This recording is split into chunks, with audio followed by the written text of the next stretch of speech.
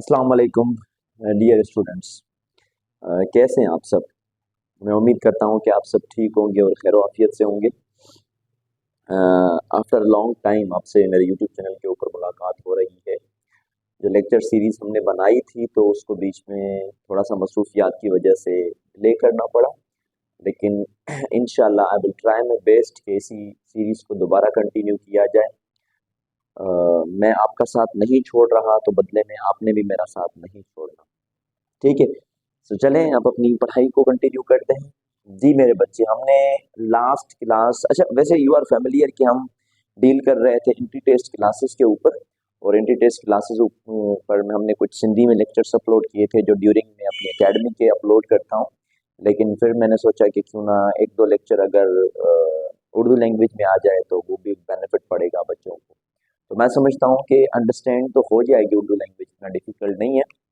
तो चलें उर्दू लैंग्वेज में ही अपने क्लास को कंटिन्यू करते हैं। हमने मोशन इन वन डायमेंशन को कंप्लीट कर लिया था प्रीवियस क्लासेस के अंदर।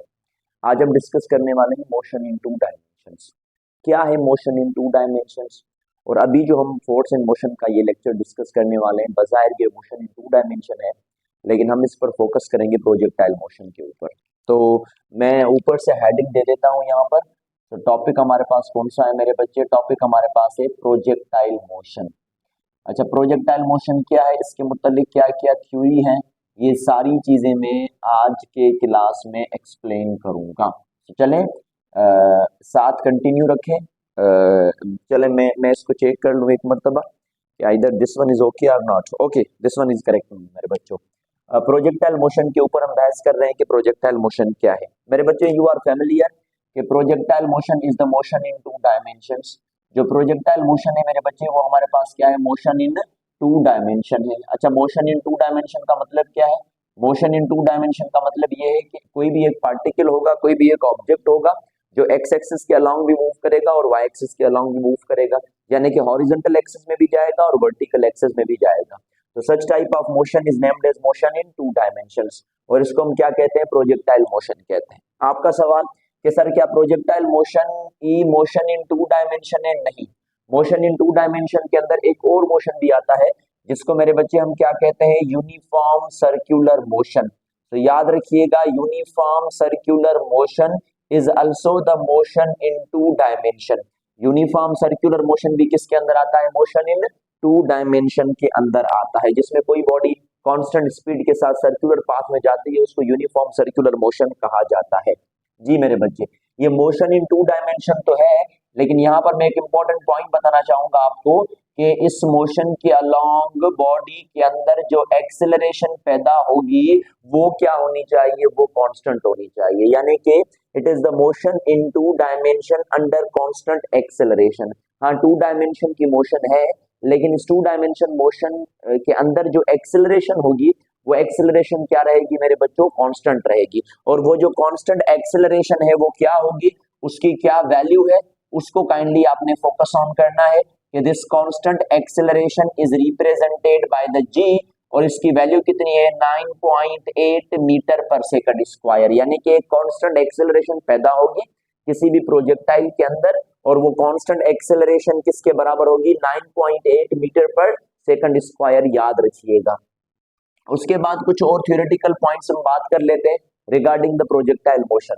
मेरे बच्चे, प्रोजेक्टाइल मोशन जब भी हम पढ़ेंगे तो यहाँ पर हम एक अजम्पशन लेते हैं। वो अजम्पशन क्या है? अजम्पशंस ये है हमारे पास कि हम उसको डिस्कस करते हैं absence of air resistance. Air resistance की एब्सेंस में हम इसको डिस्कस करते हैं। अब सवाल ये है कि सर हम एयर रेजिस्टेंस की एब्सेंस को हम कैसे डिस्कस कर सकते हैं? यस मेरे बच्चे, हम एयर रेजिस्टेंस को खत्म नहीं कर सकते, लेकिन यहाँ पर हम ये चीज समझेंगे कि एयर रेजिस्टेंस की वजह से जो असरात पैदा होंगे, यानी कि इफेक्ट ऑफ एयर रेजिस्टेंस, उसको हम निग्लेक्ट कर देंगे और उनके साथ हमारा कुछ नहीं जाए, क्योंकि जो हम इक्वेशंस प्रूफ करेंगे ना, उन इक्वेशंस की बुनियाद पर हमने एयर रेजिस्टेंस को निग्लेक्ट करना पड़ेगा। मेरे बच्चे, जब हम एयर रेजिस्टेंस को निग्लेक्ट करेंगे तो प्रोजेक्टाइल के ऊपर एक नेट फोर्स लगेगा, और वो नेट फोर्स क्या कहलवाता है? वो नेट फोर्स कहलवाता है ग्रेविटेशनल फोर्स। और वो ग्रेविटेशनल फोर्स बजाय क्या होता है? ऑब्जेक्ट का वेट होता है, और वेट की इक्वेशन क्या होती है? m इंटू जी। काइंडली याद रखिएगा, जब भी मेरे बच्चे एयर रेजिस्टेंस निग्लेक्ट होगा तो बदले में क्या होगा, बदले में ये चीज होगी कि horizontal component of velocity, horizontal component of velocity, velocity का जो हॉरिजॉन्टल कंपोनेंट होगा, मतलब क्या इसका, इसका मतलब है एक्स कंपोनेंट, यानी कि जो horizontal component of the velocity है वो क्या रहेगा, वो कांस्टेंट रहेगा। क्यों? क्योंकि उसकी रुकावट में कोई फोर्स नहीं लग रहा।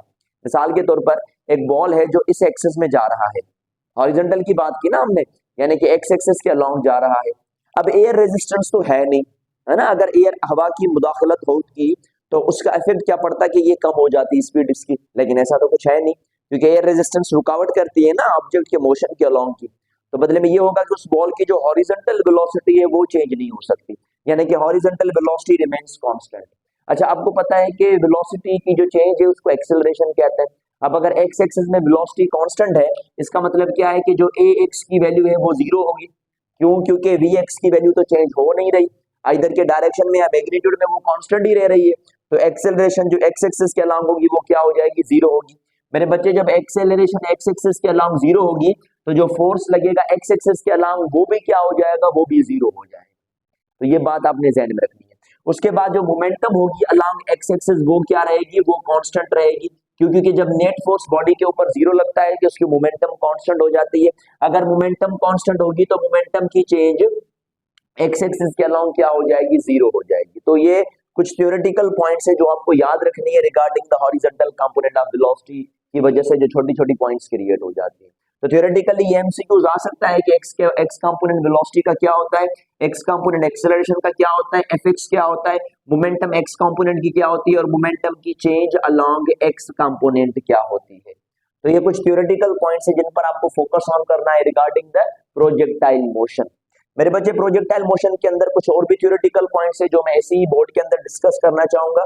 सबसे पहला बच्चा मेरे बच्चे ये बात है कि प्रोजेक्टाइल मोशन जब भी हम डिस्कस करते हैं हम क्या समझते हैं, हम प्रोजेक्टाइल मोशन को ये कॉन्सेप्ट में लेके आएंगे कि during projectile motion rotation of earth has no any effect.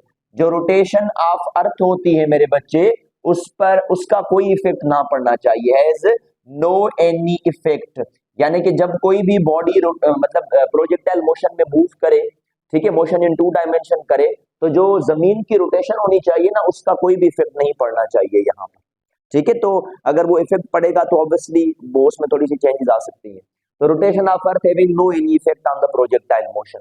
उसके बाद हम प्रोजेक्टाइल मोशन के एक्सेलरेशन और वाई एक्सिस के अलोंग, एक्सेलरेशन और वेलोसिटी को वाई एक्सिस के अलोंग डिस्कस करें तो क्या होगा। देखिए वर्टिकल कंपोनेंट होगा जो वेलोसिटी का, वर्टिकल कंपोनेंट ऑफ वेलोसिटी मेरे बच्चे, वर्टिकल कंपोनेंट ऑफ वेलोसिटी याद रखिएगा। वर्टिकल कंपोनेंट ऑफ वेलोसिटी जिसको हम वी वाई कहते हैं वो क्या होगा, वो चेंज होगा। अच्छा कैसे चेंज होता है उसको मैं डिस्कस कर लेता हूं। अगर वी वाई चेंज होगा इसका मतलब क्या है कि एक्सीलरेशन वाई एक्सिस के अलोंग जीरो के बराबर नहीं होगी, मतलब पैदा होगी। अब सवाल ये है कि अगर ये पैदा होगी तो ये किसके बराबर होगी, याद रखिएगा ए वाई किसके बराबर होती है, माइनस जी के। और अगर मैं जी की वैल्यू पुट करना चाहूं तो I have to put here minus 9.8 metre per second square, यानी कि वाई एक्सिस के अलोंग एक्सेलरेशन पैदा होगी, एक्स एक्सिस के अलोंग एक्सेलरेशन पैदा नहीं थी। और जो वाई एक्सिस के अलोंग एक्सेलरेशन पैदा होगी वो माइनस जी के बराबर है और उसकी वैल्यू कितनी है, minus 9.8 metre per second square. तो ये याद रखिएगा काइंडली। यहाँ पर दो मोस्ट इंपॉर्टेंट एमसीक्यूज। सबसे पहला एमसीक्यूज ये है कि प्रोजेक्टाइल मोशन में एक्सेलरेशन किसके बराबर है, प्रोजेक्टाइल मोशन में जो नेट एक्सेलरेशन पैदा होती है वो किसके बराबर है। आपने माइनस 9.8 नहीं कहना, आपने प्लस 9.8 कहना, ठीक है। यानी कि एक्सेलरेशन इन प्रोजेक्टाइल मोशन, तो you have to go through this term. लेकिन अगर आपसे एमसीक्यूज में पूछा जाए कि what is the acceleration along Y axis, तब आप minus 9.8 metre per second square कहेंगे। तो ये दो सवाल ध्यान में रख लीजिएगा, ठीक है। तो एक तो ये कांस्टेंट एक्सेलरेशन की हमने बात की, दूसरी एक्सेलरेशन अलोंग वाई एक्सिस, और वो किसके बराबर होती है, minus 9.8 metre per second square. मेरे बच्चे जब भी हम प्रोजेक्टाइल मोशन ड्रॉ करेंगे तो वो बजाय मोशन इन 2 डायमेंशन होगा। मोशन इन 2 डायमेंशन का मतलब कि उसको वाई एक्सिस भी होना चाहिए और उसको एक्स एक्सिस भी होना चाहिए, जो आपके सामने बनाया पड़ा है। यहाँ पर मैं किसी बॉल को थ्रो करूंगा और वो बॉल प्रोजेक्टाइल मोशन कवर करेगा। कैसे प्रोजेक्टाइल मोशन कवर करेगा, वो जो बॉल होगा वो बॉल अपवर्ड ट्रेजेक्टरी भी कवर करेगा, यानी कि ऊपर भी जाएगा और वो बॉल आगे भी जाएगा। एट डिफरेंट लोकेशंस, मुख्तलिफ लोकेशंस के ऊपर भी तो गया ना, यानी कि वाई एक्सिस की ट्रेजेक्टरी भी कवर की और सीधा आगे भी गया यानी कि एक्स एक्सिस की ट्रेजेक्टरी भी कवर की। तो मैं कह सकता हूं कि इस बॉल का मोशन क्या है, प्रोजेक्टाइल मोशन। भाई जब आप क्रिकेट खेलते हैं, you are familiar with the cricket ना, क्रिकेट खेलते हैं तो जब बॉलर बॉल फेंकता है तो बैट्समैन उस बॉल को हिट करता है ना, जब वो हिट करता है तो उस बॉल की ट्रेजेक्टरी क्या होती है, जस्ट लाइक दिस वन। इसको हम किस में लेते हैं, प्रोजेक्टाइल मोशन में। मिसाइल को थ्रो किया जाता है किसी भी सर्टेन पॉइंट पर हिट करने के लिए, तो वो भी कौन सी ट्रेजेक्टरी होती है मेरे बच्चे, प्रोजेक्टाइल मोशन। उसके बाद मैं इमारत के ऊपर खड़ा हूं और मैंने बॉल को थ्रो किया। अच्छा, मैंने इमारत के ऊपर बॉल को कैसे थ्रो किया, ऐसे थ्रो नहीं किया बल्कि वो ऐसे थ्रो किया, तो इस किस्म के मोशन को भी क्या कहा जाता है, प्रोजेक्टाइल मोशन। तो ये सारी चीजें थ्योरेटिकल हम डिस्कस करते हैं। भाई jumping of an animal through the window, एक केट है, बिल्ली है, वो खिड़की से जंप कर रही है, तो उसको भी हम क्या कहेंगे, प्रोजेक्टाइल मोशन में लेके आ सकते हैं। तो मोशन इन 2 डायमेंशन या प्रोजेक्टाइल मोशन की कुछ मिसाल याद होने चाहिए आपको जी। तो मैं इस फिगर के ऊपर डिस्कस कर रहा था, मैंने कुछ एग्जांपल्स आपको थ्योरेटिकली बता दिए। मेरे बच्चे यहाँ से क्या हो रहा है कि ये एक अपवर्ड ट्रेजेक्टरी है, मतलब बॉल ऊपर की तरफ जा रहा है। अब अपवर्ड ट्रेजेक्टरी में याद रखिएगा कि जो वी वाई का कंपोनेंट होता है ना, वेलोसिटी का वाई वाला कंपोनेंट, वो क्या होता है, वो होता है डिक्रीज। वो क्या होता है, वो डिक्रीज होता है। क्यों डिक्रीज होता है, क्योंकि भाई ग्रेविटी कहाँ की तरफ उसको खींच रही है, नीचे की तरफ, लेकिन बॉल कहाँ जा रहा है, ऊपर की तरफ, तो अपोजिशन में फोर्स लग रहा है ना, यानी कि V Y decrease is there. अच्छा, बॉल की वेलोसिटी कम होती गई और वो बॉल कहां तक पहुंचा, मैक्सिमम हाइट तक। तो इस पॉइंट को मैं कह लेता हूं मैक्सिमम हाइट, और मैक्सिमम हाइट को क्या कहा जाता है मेरे बच्चे, समिट पॉइंट। याद रखिएगा, मैक्सिमम हाइट को क्या कहा जाता है, समिट पॉइंट। अब जब मैंने ऊपर थ्रो किया तो वो वेलोसिटी वी वाई वाला कंपोनेंट कम होता गया, जैसे ही मैक्सिमम हाइट वाली पॉइंट पर पहुंचे तो यहां पर वी वाई की वैल्यू क्या हो गई, 0, मतलब इतना कम हो गया कि वो खत्म हो गया। अच्छा, उसके बाद क्या हुआ, उसके बाद दोबारा ये बॉल नीचे की तरफ आया। जब ये दोबारा बॉल नीचे की तरफ आया यानी कि डाउनवर्ड ट्रेजेक्टरी, तो पहले वाली अपवर्ड थी, दूसरी वाली डाउनवर्ड है। अच्छा, डाउनवर्ड ट्रेजेक्टरी में क्या हुआ, डाउनवर्ड ट्रेजेक्टरी में जो वी वाई की वैल्यू है वो क्या होती गई, वो इंक्रीज होती गई। क्यों इंक्रीज होती गई, क्योंकि बॉल भी नीचे की तरफ आ रहा है और ग्रेविटी उसको नीचे की तरफ खींच रही है, तो ऑब्वियसली ना वी वाई इंक्रीजेस देयर, कि वो ग्रेविटी के अलोंग ही जा रहा है। तो मेरे बच्चे कुछ सर्टेन पॉइंट्स आपने याद रखनी है कि वी वाई वाला कंपोनेंट कहां पर कम हो रहा है, वी वाई वाला कंपोनेंट कहां पर ज्यादा हो रहा है, मतलब इंक्रीजेस होता जा रहा है, और वी वाई वाला कंपोनेंट कहां पर 0 है। ठीक है, उसके बाद यहां से 2 एमसीक्यूज, वो 2 एमसीक्यूज क्या है, रिगार्डिंग द वेलोसिटी। वेलोसिटी के अलावा ये 2 कंपोनेंट है, दो एमसीक्यूज हैं, और वो एमसीक्यूज मेरे बच्चे ये हैं कि minimum velocity is at which point, भाई किस पॉइंट पर मिनिमम वेलोसिटी होती है, is at which point, is at dash point. जो मिनिमम वेलोसिटी होती है वो कहां पर होती है, उसके बाद जो मैक्सिमम वेलोसिटी होती है, मैं वेलोसिटी के वाई वाले कंपोनेंट की बात नहीं कर रहा, मैं टोटल वेलोसिटी की बात कर रहा हूं। तो maximum velocity is at dash point, जो मैक्सिमम वेलोसिटी है वो डैश पॉइंट पर होगी। जी मेरे बच्चे, अगर दोनों को सॉल्व किया जाए तो आप देखें, जब हमने मैक्सिमम हाइट की बात की तो वी वाई क्या हो गया, 0, तो कंपोनेंट सिर्फ एक ही बचा और वो कौन सा, वी एक्स। मतलब स्टार्टिंग में तो वी वाई भी था और वी एक्स भी था, वी एक्स तो कभी चेंज होता नहीं है ना, वी वाई में चेंजिंग आती है। तो जब नीचे से ऊपर फेंका तो वी एक्स तो सेम रहता गया, लेकिन वी वाई की वैल्यू थी जो कम होती जा रही थी, मतलब दोनों की एडिशन में कोई ना कोई वेलोसिटी मिल रही है। अब हुआ ऐसे कि जैसे मैक्सिमम हाइट तक पहुंच गया तो वहां तो वी वाई हो गया 0 और बाकी एक ही कंपोनेंट बचा, और वो कौन सा बचा, एक्स कंपोनेंट। इसका मतलब क्या हुआ, इसका मतलब ये हुआ कि जैसे ऊपर जाते जा रहे हैं तो वी वाई की वैल्यू कम होती जा रही है। अच्छा, कम होती जब मैक्सिमम हाइट पर पहुंच गए तो वी वाई हो गया खत्म। अगर खत्म हो गया तो मिनिमम वेलोसिटी उस पॉइंट पर मिल गई आपको, यानी कि जो मिनिमम वेलोसिटी आपको मिली वो कहां पर मिली मेरे बच्चे, is at summit point. Summit point यानी कि मैक्सिमम हाइट वाली पॉइंट। अरे भाई यही तो बात है ना, देखें मैंने किसी बॉल को ऊपर फेंका, ये देखें है ना, बॉल को ऊपर फेंका तो वी वाई कम होता जा रहा है, लेकिन है तो सही ना, 2 3 4 जितना भी है, लेकिन कम होता जा रहा है। अच्छा, कम होता गया, यहां तक पहुंच गया। अच्छा, अब यहां पर वी वाई की वैल्यू क्या हो गई, 0। अब स्टार्टिंग में तो थी ना, मतलब टोटल वेलोसिटी में ऐड होती गई, मैक्सिमम हाइट पर पहुंचे तो है ही नहीं, तो मतलब कम से कम वेलोसिटी वहां पर। अच्छा, उसके बाद मैक्सिमम, अच्छा मैं समझता हूँ कि ये बात समझ आ गई होगी ना, वी वाई वैल्यू कैसे 0 हो रही है और मिनिमम वेलोसिटी कैसे मिल रही है। मैक्सिमम वेलोसिटी कहां पर मिलती है मेरे बच्चे, मैक्सिमम वेलोसिटी 2 पॉइंट के ऊपर मिलती है, एक लॉन्चिंग पॉइंट के ऊपर और दूसरा लैंडिंग पॉइंट के ऊपर। जिस पॉइंट के ऊपर आपने उसको लॉन्च किया और जिस पॉइंट पर बॉल लैंड कर रहा है, मतलब नीचे की तरफ आ रहा है, तो वेलोसिटी दोनों में ज्यादा ज्यादा होती है। अच्छा, इस चीज को मैं थोड़ा सा एक्सप्लेन करना चाहूंगा, लॉन्चिंग एंड लैंडिंग पॉइंट वाले को। यहाँ पर मैं थोड़ा सा इसको ओवरव्यू दे दूंगा आपको, ये देखिए। अच्छा, एक यहाँ पर पार्टिकल है, एक यहाँ पर पार्टिकल है, मतलब एक ही पार्टिकल है, उसको हमने इस लोकेशन ए पर रखा और लोकेशन बी पर रखा। अच्छा मेरे बच्चे, जब पार्टिकल यहाँ से ऊपर की तरफ गया तो यहाँ पर मिसाल के तौर पर इसकी स्पीड थी 10 मीटर पर सेकेंड, वो कम होती जाएगी, कम होती जाएगी और मैक्सिमम हाइट पर क्या हो जाएगी, 0। यहाँ पर 10 मीटर पर सेकेंड थी, ये बात याद रखिएगा।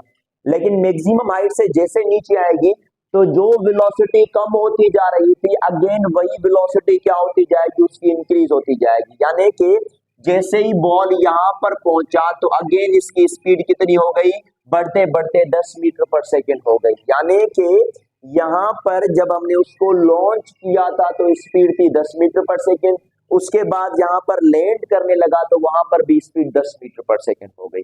यानी कि लॉन्चिंग वाली पॉइंट पर और लैंडिंग वाली पॉइंट पर, दोनों वाली पॉइंट पर हमें स्पीड की वैल्यू क्या मिल गई, मैक्सिमम बराबर मिल गई। मतलब ज्यादा से ज्यादा भी यही पॉइंट्स हो सकती है।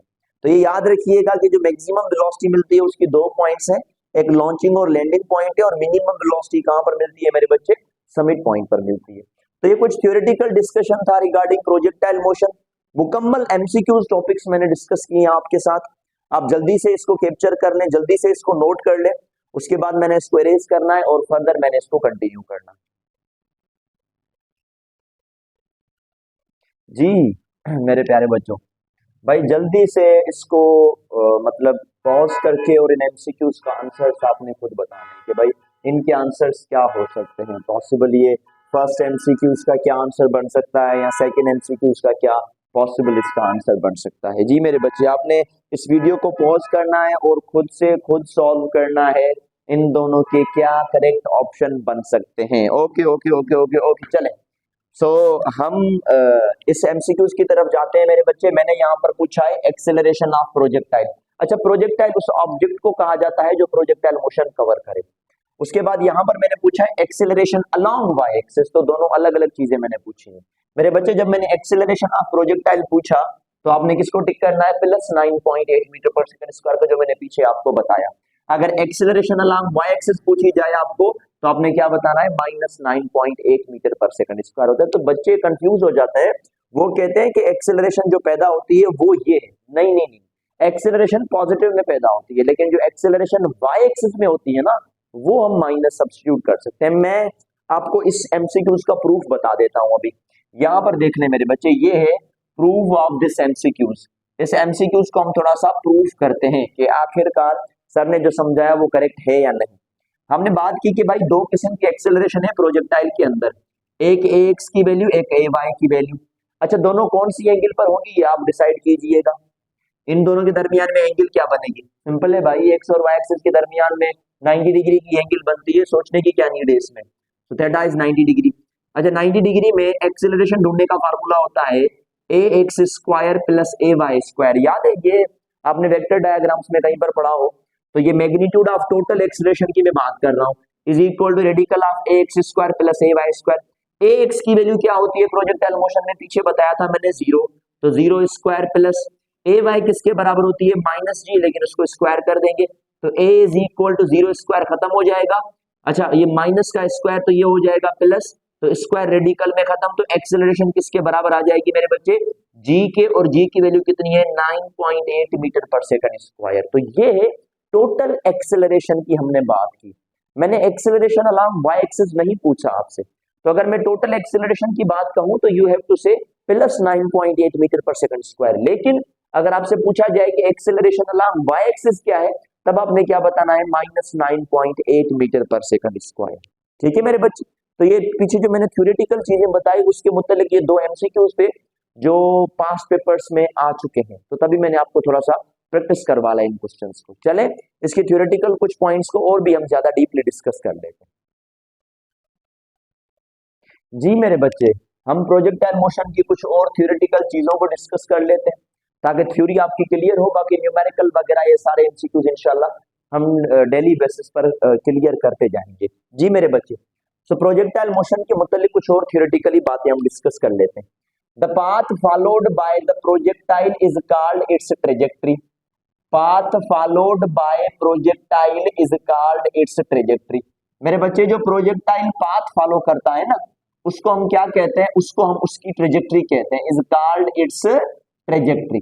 मतलब जो प्रोजेक्टाइल पाथ कवर करेगा ना, जो रास्ता कवर करता है प्रोजेक्टाइल, उस रास्ते का नाम है, और उस रास्ते का नाम क्या है मेरे बच्चे, उस रास्ते का नाम है ट्रेजेक्ट्री। क्या नाम है उस रास्ते का? Trajectory. The shape of the trajectory, उस ट्रेजेक्ट्री की जो शक्ल होती है, the shape of trajectory is of parabola. जो ट्रेजेक्ट्री की शेप होती है मेरे बच्चे, उसकी शेप क्या बनती है? उसकी शेप बनती है पैराबोला। अच्छा, पैराबोलिक ट्रेजेक्ट्रीज कैसे बन सकती है? मिसाल के तौर पर ये मोशन इन 2 डायमेंशन है, मैंने किसी बॉल को थ्रो किया और उस बॉल ने ये पाथ कवर किया, उसके बाद अब यहाँ पर मैं बॉल को ग्राउंड से थ्रो नहीं कर रहा बल्कि सर्टेन हाइट से थ्रो कर रहा हूं, तो ये बॉल यहां से आकर फिर जब नीचे जाके गिरेगा, तो such type of trajectory are also named as the parabola. इनको भी हम पैराबोला ट्रेजेक्ट्री कहते हैं। लेकिन फर्क ये है मेरे बच्चे कि इस ट्रेजेक्ट्री का नाम होता है ऑब्लिक ट्रेजेक्ट्री। अच्छा, ऑब्लिक ट्रेजेक्ट्री किसको कहते हैं? ऑब्लिक ट्रेजेक्ट्री उसको कहते हैं in which landing and launching, जिसमें लैंडिंग और लॉन्चिंग पॉइंट्स जो होती है, in which landing and launching points are are at the ground surface, जिसमें लॉन्चिंग और लैंडिंग पॉइंट दोनों ग्राउंड्स पर बननी चाहिए। अच्छा, लाजमी नहीं ग्राउंड पर, मतलब सेम प्लेन पर, सेम सरफेस पर। जमीन से मैंने बॉल को थ्रो किया तो बॉल को जमीन पर आना चाहिए, ठीक है। और उसके बाद अगर मैंने किसी इमारत के ऊपर खड़ा हूं तो इमारत मेरे लिए ग्राउंड है, तो वहां से बॉल को थ्रो किया तो वो उसी इमारत पर जाकर गिरना चाहिए। तो such type of trajectory is named as the oblique trajectory. अच्छा, इसमें क्या है? इसमें मेरे बच्चे ये है कि ये लॉन्चिंग है, ये लैंडिंग है, तो जो लॉन्चिंग एंड लैंडिंग पॉइंट है, लॉन्चिंग एंड लैंडिंग पॉइंट्स, ये जो दोनों पॉइंट्स हैं, launching and landing points are not at the are not from the same location। भाई वो सेम लोकेशन से नहीं होने चाहिए। सेम लोकेशन का मतलब ये है कि भाई अगर बॉल को हमने मतलब ऊपर से थ्रो किया है तो जो लैंडिंग वाली पॉइंट है वो ग्राउंड वाली है, ठीक है। तो इस किस्म की ट्रेजेक्ट्री को हम क्या कहते हैं? इस किस्म की ट्रेजेक्ट्री को हम कहते हैं हॉरिजॉन्टल ट्रेजेक्ट्री। और हाँ, इन दोनों को समझना मोस्ट इंपॉर्टेंट है, क्योंकि एमसीक्यूज में वो ऑब्लिक भी दे सकता है, हॉरिजॉन्टल भी, और दोनों अलग चीजें हैं। आप ऑब्लिक को सॉल्व करेंगे तो अलग इक्वेशंस हैं, आप हॉरिजॉन्टल को सॉल्व करेंगे तो you got different equations there. So we have to go through both these trajectories. Firstly we have to have a main focus on oblique trajectory, and at the last we will discuss the horizontal trajectory. So kindly get this point clearly regarding the path followed by the projectile in projectile motion. It may be of oblique trajectory and it may be of horizontal trajectory। तो इनमें से कोई भी trajectory इसकी बन सकती है, ठीक है मेरे बच्चे।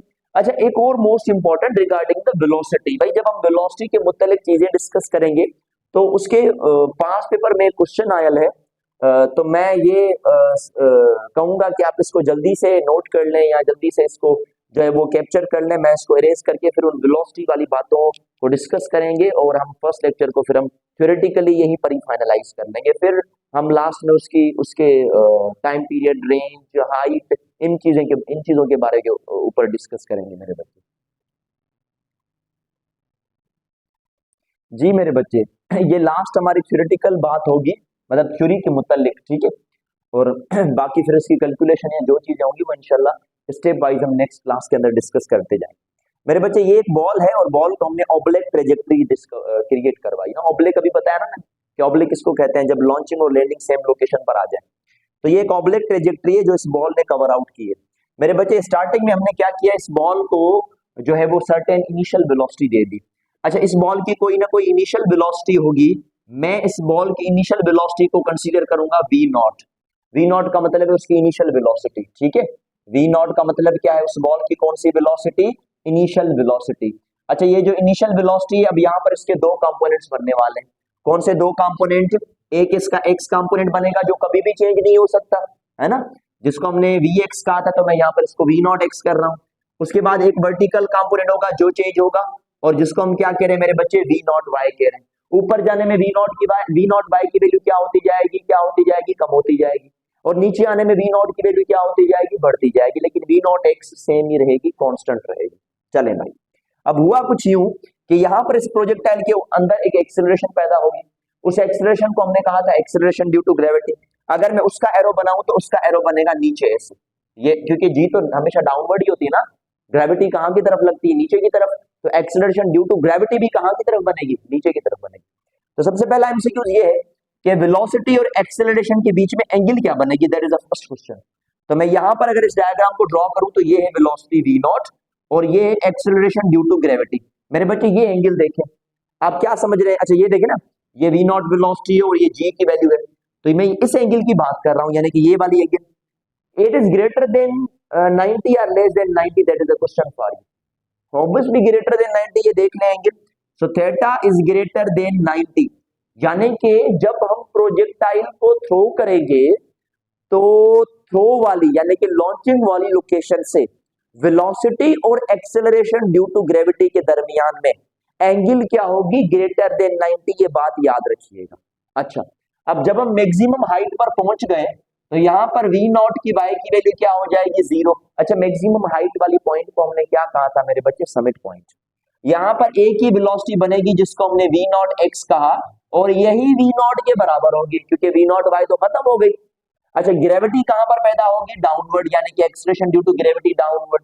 अब यहां पर कितनी एंगल बन रही है, यहां पर कितनी एंगल बन रही है मेरे बच्चे, लुक एट द एंगल, इस एंगल को कितना कहेंगे, 90, यानी कि एट द समिट पॉइंट, याद रखिएगा समिट पॉइंट के ऊपर, एट समिट पॉइंट यानी कि मैक्सिमम हाइट वाली पॉइंट के ऊपर वेलोसिटी और एक्सेलरेशन के दरमियान में एक एंगल बनेगी, जिस एंगल को हम क्या कहेंगे, 90 डिग्री, और इस एंगल को क्या कहा जाता है, इस एंगल को कहा जाता है राइट एंगल। 90 डिग्री के एंगल को राइट एंगल कहा जाता है, तो यहाँ पर 90 डिग्री की एंगल बनेगी। और इंटरेस्टिंग बात बताऊं कि पूरे प्रोजेक्टाइल मोशन के अंदर सिर्फ यही पॉइंट है जहां पर 90 की एंगल बनेगी, बाकी कहीं पर भी नहीं बन सकती, ये बात याद रखिएगा। ये पूरे प्रोजेक्टाइल मोशन के अंदर वाहिद एक ही पॉइंट है जिस पर वेलोसिटी और एक्सेलरेशन के दरमियान में राइट एंगल बनती है, और वो समिट पॉइंट है। ऐसा ही सवाल एक पास पेपर में आया था कि पूरी ट्रेजेक्टरी के अंदर कितने मर्तबा वेलोसिटी और एक्सेलरेशन परपेंडिकुलर होते हैं, तो वो सिर्फ एक मर्तबा, और वो कहां पर होते हैं, वो होते हैं मैक्सिमम हाइट वाली पॉइंट पर, जिसको हमने समिट पॉइंट का नाम दिया। अच्छा, यहां से प्रोजेक्टाइल नीचे की तरफ आएगा, अगर नीचे की तरफ आ गया तो ये इसकी वेलोसिटी वी नॉट। अब इसके भी दो कंपोनेंट, एक वी नॉट एक्स बना और दूसरा वी नॉट वाई बना। वी नॉट वाई नीचे और एक्सेलरेशन ग्रेविटी भी नीचे की तरफ बनेगी, तो यहाँ पर मैं जी का एरो बना देता हूँ व्हिच इज डाउनवर्ड, ठीक है, तो ये जी का एरो मैंने डाउनवर्ड बना दिया। अब एंगल हमने मेजर करनी है, नापनी है, तो ये रहा V naught Y, sorry V naught, ये देखें वी नॉट, ये वी नॉट, और ग्रेविटी नीचे की तरफ, तो ये एक्सेलरेशन ड्यू टू ग्रेविटी। अब ये देख लें एंगल, ये है एंगल, आपको क्या लगता है ग्रेटर देन 90 या less than 90, obviously theta is less than 90, तो यहाँ पर थीटा लेस देन 90। अच्छा, इनको नाम भी देते हैं हम, ग्रेटर देन 90 को कहा जाता है ऑब्ट्यूज, जहां तक मैं समझता हूँ ऑब्ट्यूज और अक्यूट एंगल्स होती हैं, तो इसको ऑब्ट्यूज एंगल कहा जाता है, लेकिन इसको अक्यूट एंगल कहा जाता है।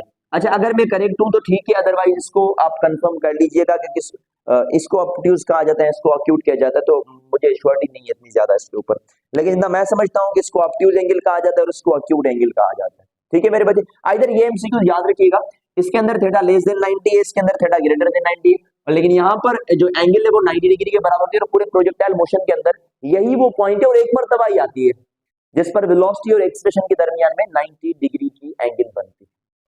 तो ये था आज का डिस्कशन। आज की क्लास के अंदर जितनी थ्योरेटिकल चीजें थी वो मैंने आपके साथ डिस्कस कर ली। नेक्स्ट डिस्कशन होगा हमारी इक्वेशंस के ऊपर, मैं उनको प्रूफ के अंदर तो नहीं जाऊंगा, लेकिन उन इक्वेशंस को लिखेंगे, उनके अंदर एमसीक्यूज करेंगे, और इंशाल्लाह अब सीरीज को कंटिन्यू ही करते रहेंगे। तो मिस तो मैं कभी भी नहीं चाहता कि क्लासेस मिस हो, तभी इस वजह से मैं अपने एकेडमी की क्लासेस भी अपलोड करता रहता हूं ताकि आपको बेनिफिट पड़ता रहे। लेकिन अगर फिर भी मेरे ये क्लास मिसिंग की वजह से आप हर्ट फील हो तो I am really sorry for such students, लेकिन खैर इंशाल्लाह ऐसा नहीं होगा, आप कंटिन्यू करते रहेंगे। तब तक के लिए अपना ख्याल रखें और पढ़ते रहें। अल्लाह हाफिज मेरे बच्चों।